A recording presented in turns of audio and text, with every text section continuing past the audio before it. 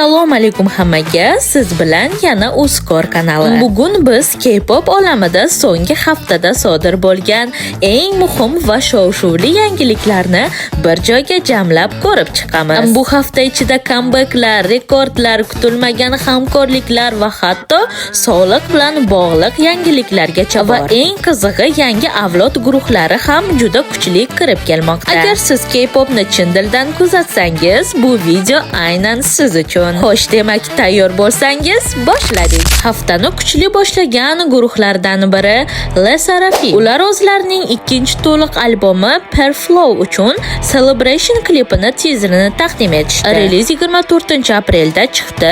Asosiy albom esa 22-may kuni chiqariladi. Qiziq tomoni, bu comeback allaqachon katta e'tiborni tortmoqda. Hatto Celebration tracki Spotify'da birinchi kunning o'zida 1 milliondan ortiq tinglov yig'di.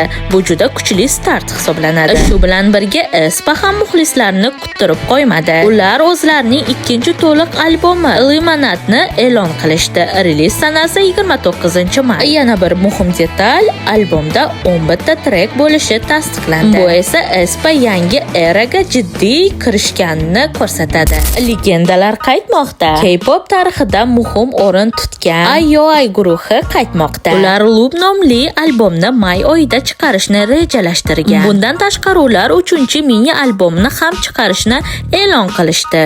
Reliz sanasi 19-may. Bu juda katta voqea, chunki IOI aslida vaqtinchalik loyiha guruh edi. Endi esa global sahnaga o'tamiz. Afsonaviy Big Bang guruhi nihoyat yana sahnaga qaytmoqda. Ular avgust oyidan boshlab World Tour boshlanishini rasman e'lon qilishdi. Bu K-pop tarixidagi eng katta comebacklardan biri bo'lishi mumkin. Chunki Big Bang bu oddiy guruh emas, bu butun bir era. Boshqa tomondan esa G-Idol guruhi bilan bog'liq yangiliklar ham chiqdi. Albatta, hozirgi guruhning nomi Idolga o'zgargan.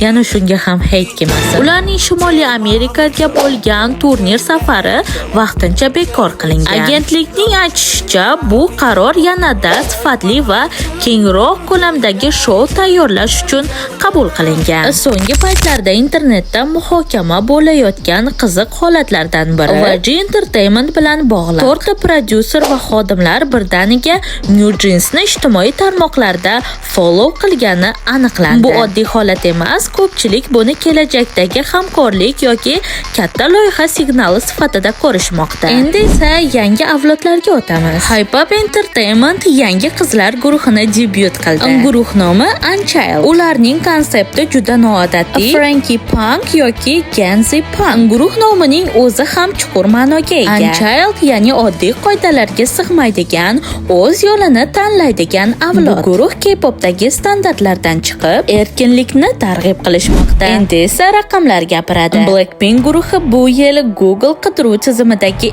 eng mashhur ayollar K-pop guruhi bo'ldi. BTS esa hali ham o'z o'rnida. Ular ketma-ket 10 yil davomida global qidiruvda eng mashhur K-pop artist bo'lib qolmoqda. Bundan tashqari BTS Spotify tarixidagi eng ko'p tinglangan guruhlardan biri bo'lib, umumiy reytingda 12-o'rinni egallagan. Yana bir rekord Cortis guruhining Red Red tracki. U Spotify'da 1.3 million stream bilan 5-avlod erkak guruhlari orasida rekord o'rnatdi. Albatta, K-pop va moda ajralmas tushunchalar hisoblanadi. Rose Tiffany Co bilan yangi hamkorlikni boshladi. Jennie esa Beats bilan yana kollaboratsiya qildi.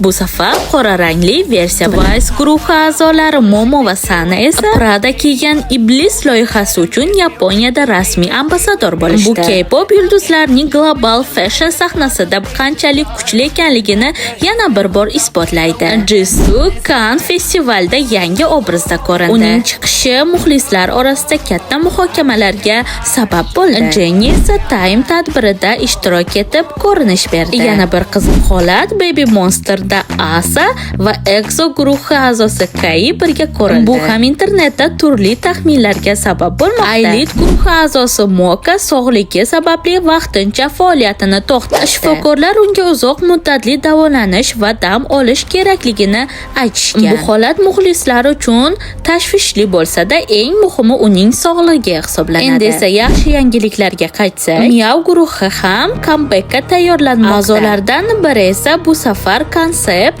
boshqacha bo'lishini aytib o'tdi. Ya'ni bu degani bu safargi imij oldingi imijlaridan farq qilishi mumkin. Xullas, bu hafta K-pop olamida juda ko'p va turli yangiliklar bo'ldi. Comebacklar, rekordlar, yangi guruhlar va global sahnadagi harakatlar. Albatta, bu barchasi industriyaning qanchalik tez rivojlanayotganligini ko'rsatadi. Sizga qaysi yangiliklar eng qiziq bo'ldi? Kommentlarda yozib qoldiring. Va albatta shunaqa haftalik yangiliklarni o'tkazib yubormaslik uchun ushbu kanalga obuna bo'lishni unutmang. Hozircha bizda shu yangiliklar. Albatta K-pop industriyasida bundan-da ko'p yangiliklar sodir bo'lmoqda. Bizlar esa sizlarga eng muhimlarini ulashamiz. Bizni kuzatishda davom eting. Biz sizlar bilan xayrlashmaymiz. Shunchaki keyingi ko'rsatuvlarda ko'rishguncha deb qolamiz. Ketkazgan vaqtlaringga rozi bo'linglar.